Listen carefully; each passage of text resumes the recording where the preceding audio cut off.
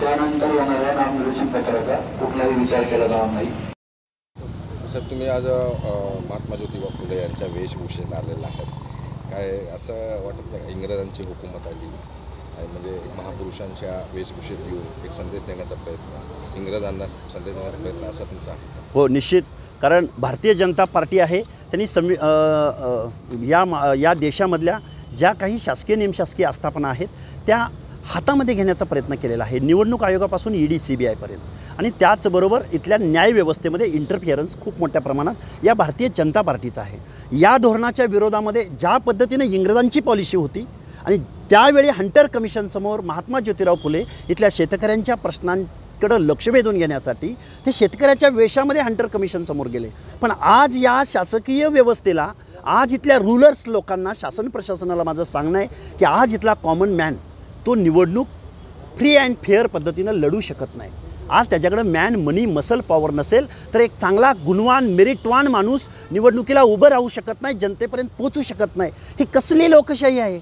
म्हणजे इथं तुम्ही निवडणुका जिंकण्याचं व्याकरण आत्मसात केलं इथल्या रुलिंग पार्टीनी, परंतु इथल्या गावगाड्यामधल्या OBC विजयंतीचं अंतकरण मात्र त्यांनी कधी समजून घेतलं नाही।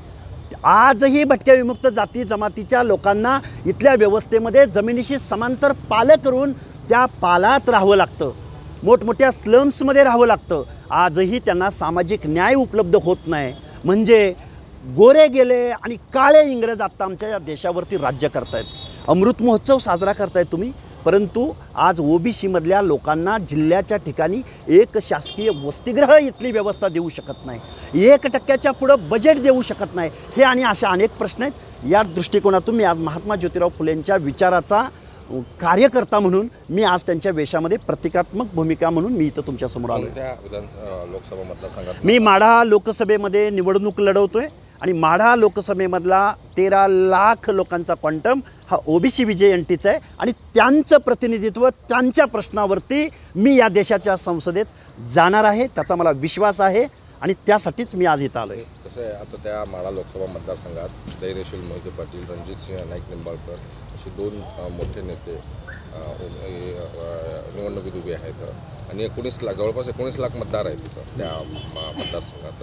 तर याच्यामध्ये तुम्ही कसं फाईट करणार? हे बघा, 20 लाख मताचा माझा माढा लोकसभा मतदारसंघ आहे। एका बाजूला मोहिते पाटील नावाचा या सोलापूर जिल्ह्यामधल्या अनेक पतसंस्था, अनेक बँका डुबवणारा, माझ्या सोलापूर DCC बँकेमधला सगळ्यात मोठा डिफॉल्टर, आणि मग त्या सगळे काळ्या कर्तुती लपवण्यासाठी हा माणूस किंवा यांचं घराणं भारतीय जनता पार्टीच्या सावलीला गेलं सत्तेच्या, आणि आत्ता निवडणुकीमध्ये ते परत महाविकास आघाडीकडे येतं आहे। हे तत्वावरती फिक्स असणारी माणसं नाही, यांना का प्रतिनिधित्व करायचं आहे?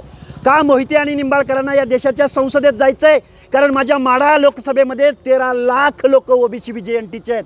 पर्टिक्युलरली धनगर समाज 6 ते 7 लाख लोकसंख्येनं राहतो। या धनगराला प्रतिनिधित्व या देशाच्या संसदेत मिळणार आहे का नाही? कारण 2 नंबरला लोकसंख्या या धनगर समाजाची आहे, पण आजपर्यंत इथली कुठलीही रुलिंग पार्टी त्यांना साधं तिकीट म्हणजे निवडणूक लढण्याची संधी देत नाही। का हो, आम्ही रॉ मटेरियल आहोत? आम्ही फक्त मतदानासाठी तुम्हाला लागतो?